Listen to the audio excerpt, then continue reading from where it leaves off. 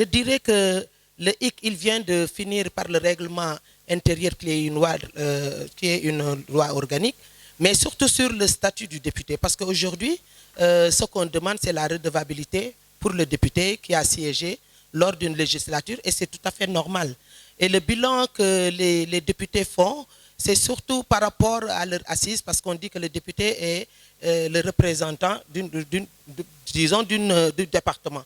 Parce que, comme je le dis, l'Assemblée nationale est le Sénégal en miniature. Donc, le Sénégal est représenté au niveau de cette institution. Et effectivement, pour le statut du député, par rapport aux compétences, capacités du député, pour pouvoir accompagner aujourd'hui ce que nous sommes en train de faire, parce que toutes les lois dont on parle, nous avons notre constitution, nous avons aujourd'hui, comme je le dis, les lois de souveraineté par rapport au ministère sectoriel, mais nous avons aussi les lois d'harmonisation par rapport à ce qui se fait à l'extérieur, les conventions internationales, protocoles d'accords et autres. Arrivé au pays, on doit au moins les harmoniser par rapport à nos textes nationaux. Moi, je crois qu'aussi, comme le président définit la politique de la nation, tout ce qui se fait au niveau de nos institutions, on se base, comme le Conseil constitutionnel, sur notre constitution, qui est notre assise sociale. Donc, il faudrait au moins qu'on puisse rappeler toujours cela par rapport aux gens qui veulent amener, manipuler, et surtout à la population. Mais aujourd'hui, n'oublions pas que nous avons aussi la nation, la politique de la nation qui est déterminée aujourd'hui par le président de la République, qui a une vision qui est basée sur le PSE, qui est le plan Sénégal émergent. Donc, de telle sorte que ce plan émergent est sur jusqu'à 2035.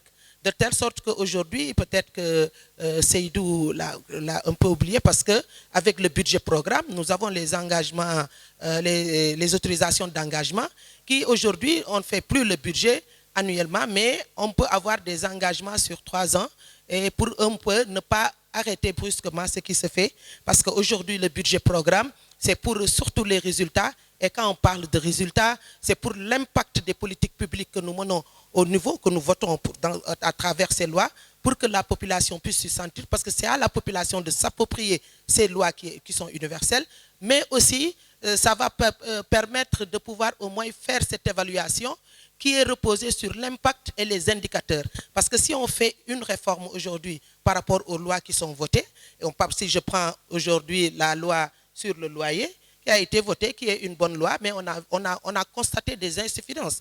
Et maintenant, c'est bon qu'on puisse revenir par rapport à l'impact de cette loi, ressenti par la population, vécu par la population, pour aller vers des réformes quand même qui puissent s'adapter vraiment aux politiques qui sont définies. Effectivement, la redevabilité, elle est normale. On vient de département. Et tout ce qui se passe aujourd'hui, comme on donne cutus au gouvernement, de pouvoir au moins, on vote le budget, on contrôle l'action du gouvernement et on voit aussi que depuis le référendum de 2016, nous avons une nouvelle fonction qui est l'évaluation des politiques publiques. Et tout de suite, mon collègue Seydou Diouf l'a dit, effectivement, il faudrait qu'on puisse, comme retenu, et si vous avez suivi le président Moustapha Niasse, que je salue ici, qu'on a prévu de mettre en place une commission, un comité, mais qui va au moins centraliser ces aspects de redevabilité et même de suivi de ces politiques publiques que nous menons. L'autre aspect, c'est, ils l'ont dit, la cohabitation, nous avons un régime présidentiel. Donc moi, je crois qu'aujourd'hui, il faut savoir raison garder. Et surtout, eux qui sont nos vis-à-vis, ils ont le mandat de cette 13e législature jusqu'à présent. Et je crois que ça va se terminer le 17 septembre, le jour où on va mettre en place la 14e législature. Donc, ils ont aussi cette redevabilité. Qu'est-ce qu'ils vont dire à ceux qui les ont amenés au niveau de l'Assemblée? Parce qu'ils ne sont pas présents, l'absentéisme. Et tout à l'heure, j'étais en émission sur la RFM. Et je l'ai dit, il faudrait au moins que nous avons certaines presses qui sont toujours présentes avec nous au niveau de l'Assemblée, qui assistent à beaucoup de nos séances et qui peuvent aussi faire le bilan de cette 13e législature sur l'abstentéisme, sur ceux qui sont présents au niveau de ces séances, sur les interpellations et surtout la participation effective des députés. Et c'est vrai qu'avec la traduction simultanée, il y a aujourd'hui un député qui ne parle pas français, qui ne parle pas arabe, rien, mais qui a sa langue vernaculaire et c'est représenté et c'est traduit. Donc de telle sorte qu'aujourd'hui c'est une avancée, mais on ne s'arrête pas à ça. Ils l'ont dit aussi, il nous faut la télévision parlementaire et l'accès de la presse au niveau de nos sessions en commission. Parce que c'est dans les commissions que nous travaillons. Dans ces commissions, tout ce qui est lié comme rapport au niveau de la plénière, ce sont les comptes rendus de ce qui s'est passé dans les commissions.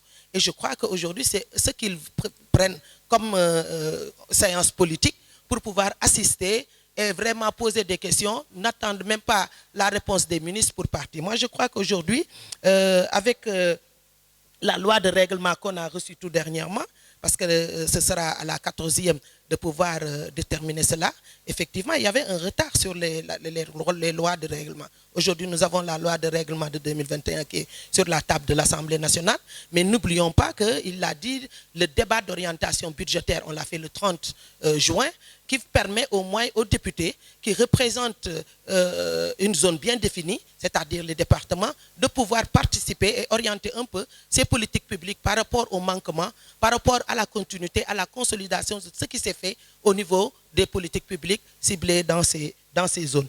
À part la LFI, il l'a dit, il y a la LFR, la loi de finances initiale, qui va arriver bientôt sur la table de l'Assemblée, mais il y a aussi la loi de finances rectificative, et aujourd'hui on a l'électricité, mais avec cette subvention que l'État continue de porter pour soulager les populations, mais c'est important de le dire parce que vous avez suivi le FMI, le Fonds monétaire international, qui fait tout pour que l'État laisse à la population de payer sa propre consommation. Donc ça veut dire que si on laissait aujourd'hui le carburant, on a augmenté le super, mais le gasoil qui est social, c'est resté en l'état. Mais si aujourd'hui on laissait à la population de supporter les coûts, ces tarifs sont élevés. Et c'est pour cela que le président de la République insiste à continuer ces subventions pour soutenir les politiques publiques par rapport à l'électricité. Moi-même qui vous parle, je suis secrétaire de la commission énergie et ressources minérales. Et c'est vrai que dans tout ce qui concerne l'exploitation des hydrocarbures, eh bien, on sait qu'il y a beaucoup de choses qui s'est fait. Et vous n'entendez plus ces gens parler de contrats, vous ne parlez de zones et autres de mines, géologie, mais vous savez qu'il y a aujourd'hui une visibilité, une cartographie faite par rapport à ces politiques et aussi qu'il y ait quand même une lecture claire. Et si vous voyez par les réseaux sociaux qui ne servent pas seulement à insulter, mais aussi à avoir des réponses claires par rapport à ce qui se fait dans les secteurs sectoriels, Effectivement, aujourd'hui, il y a une commission de régulation qui accompagne ce processus parce qu'il y a aussi la transition énergétique et vous avez suivi le président de la République par rapport au G7 qui, aujourd'hui, on s'est battu pour que le gaz devienne quand même, participe dans la transition énergétique. C'est important ce qui se fait et c'est toujours encadré par ces lois. Je ne vais pas rappeler que le président Seydou Diouf vient de dire, d'énumérer sur la stabilisation, les générations futures, l'épargne qu'on fait et surtout sur les recettes. Ça va accompagner l'État par rapport à ces politiques publiques et ce sera des politiques plus profondes. L'autre chose, comme je l'ai dit, on se base sur la constance du PSE. Parce qu'effectivement, nous avons une vision qui est claire et déterminée, qu'on peut corriger. Hein. Donc, il y a toujours, comme on dit, ces évaluations qui permettent de redresser la barre, mais c'est dans la continuité de ces politiques publiques, parce que nous sommes sur la bonne voie de pouvoir accompagner notre État par rapport à ce qui s'est fait pour l'épanouissement même de cette population. Parce qu'aujourd'hui, on parle d'émergence. Et si on parle d'émergence, il faudrait que la population qui vive ces politiques publiques puisse s'y reconnaître, puisse s'épanouir et s'émanciper. Donc, c'est important de le faire. On va aujourd'hui, comme on le dit, consolider ce qui s'est fait. Parce que quand on a des acquis, il faudrait les consolider, pouvoir quand même les rendre plus performantes. Parce qu'aujourd'hui, la performance doit être plurielle parce qu'on parle de sectoriel. Donc, il faudrait qu'on s'y applique. Et il y a aujourd'hui cette politique de jeunesse qui embrasse tout. Et je crois, avec ce qui s'est fait dans les startups, vous avez vu qu'on les a votés. Il y a aujourd'hui la stratégie nationale numérique 2025, donc qui est important, qui accompagne ces jeunes avec le Réunaouli. Donc je crois aujourd'hui il y a beaucoup de choses sur la table qui ont été votées et c'est à la population de s'approprier cela. Maintenant, par rapport à, comme je dis, les questions au gouvernement, c'est vrai qu'il y aura le Premier ministre parce qu'on a voté pour le retour. Et en tout cas, nous avons un gouvernement qui vient avec des collaborateurs, avec leur bagage intellectuel, et ils ont en face des députés. Moi, je parle on a 16 assistants parlementaires qui sont désignés pour les commissions. Nous avons 14 commissions aujourd'hui et la grande commission, c'est la commission des finances et du contrôle budgétaire. Mais il faudrait que les députés aient des assistants parlementaires parce que la valise de la loi de finances initiale, quand elle arrive, c'est le député qui se débrouille pour pouvoir participer à tous ces travaux qu'on a énumérés. Et maintenant, il faudrait au moins qu'il y ait un accompagnement par rapport, des mesures d'accompagnement par rapport à ce qui se fait comme activité pour une meilleure visibilité de ce qui est déterminé dans cette loi de finances initiale ou rectificative. Et aujourd'hui, on a le document de budgétisation genre, qui est une avancée aussi. On a le budget du citoyen, qui est une avancée et qui vient en même temps avec la loi de finances initiale, parce qu'on l'a imposé pour que le citoyen s'y retrouve. Et chaque citoyen peut visiter, regarder le budget citoyen pour pouvoir au moins voir s'il est pris en compte par rapport à ces questions, par rapport à ses besoins. Il y a aussi, comme je dis, la loi d'orientation sur le littoral. Ça aussi, ça fait partie des perspectives. Parce qu'il y a la loi sur le littoral qu'on avait dit, mais aujourd'hui, on va vers la loi d'orientation sur le littoral et la loi sur la biodiversité. C'est important de le faire parce que ça, aujourd'hui, on n'est plus sur le béton. Vous voyez ce qui se passe sur la corniche. Et on a donné cutus parce que le gouvernement ne peut rien faire sans le cutus de l'Assemblée nationale.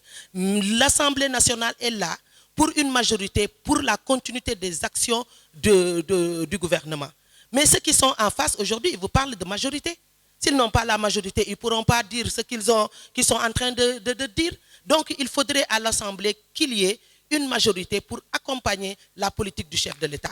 Et ce que je leur dis, aujourd'hui, s'il n'y avait pas cette majorité mécanique dont tu parles, parce qu'eux, c'est la minorité mécanique, aujourd'hui, ils n'auraient pas le salaire, ils n'auront pas de véhicule, ils ne votent rien du tout.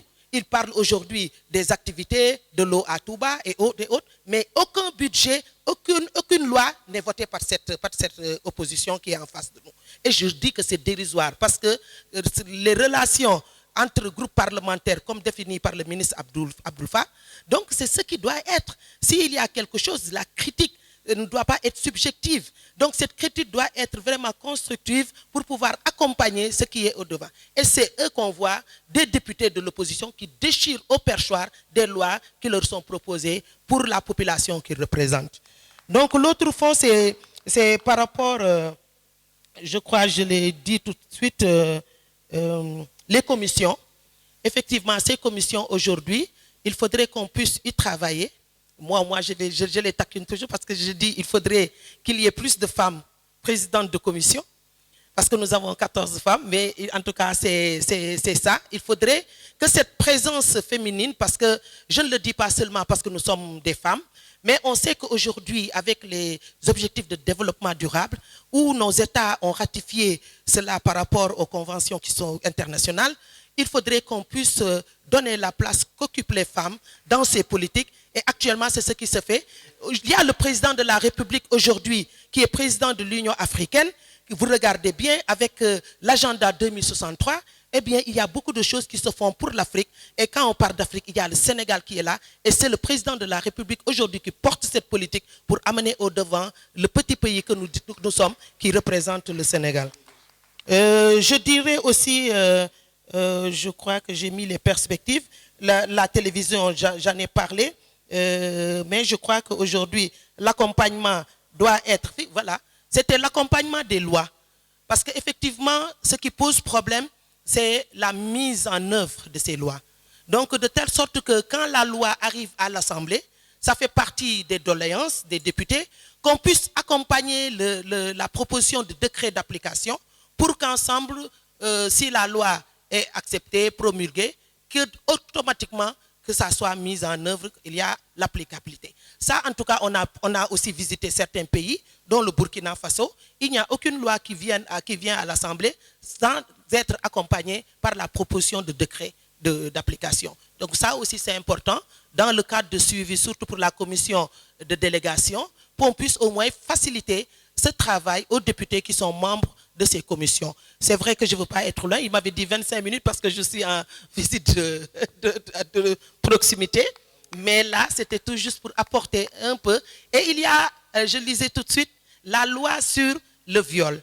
Ce n'est pas seulement le viol pour la femme, et la petite fille. C'est la loi criminalisant le viol, l'inceste, la pédophilie et le harcèlement sexuel.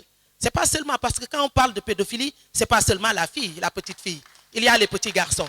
Donc il faudrait au moins qu'on donne le nom complet à ces lois qui sont très importantes par rapport à notre vécu quotidien. Parce que si ce n'est pas nous, c'est l'autre, c'est notre voisin. Donc il faudrait que cette loi puisse cibler les personnes, les populations et vraiment celui qui se sent dedans. Moi, je suis défenseur aussi sur la loi sur la santé de la reproduction qui est important parce que là, on parle de dividendes démographiques et quand on parle de dividendes démographiques, c'est là pour regarder un peu l'économie, qui peut porter cette économie. Et ceux qui peuvent porter cette économie aujourd'hui, ce sont les jeunes bien portants qui peuvent au moins répondre économiquement et la force aussi de pouvoir développer le pays. Vous devez y participer et pour cela aussi, il y a des lois qui sont là, qu'on a votées pour accompagner ce processus de dividende démocratique et surtout l'autonomisation dans tous les secteurs. Je vous remercie.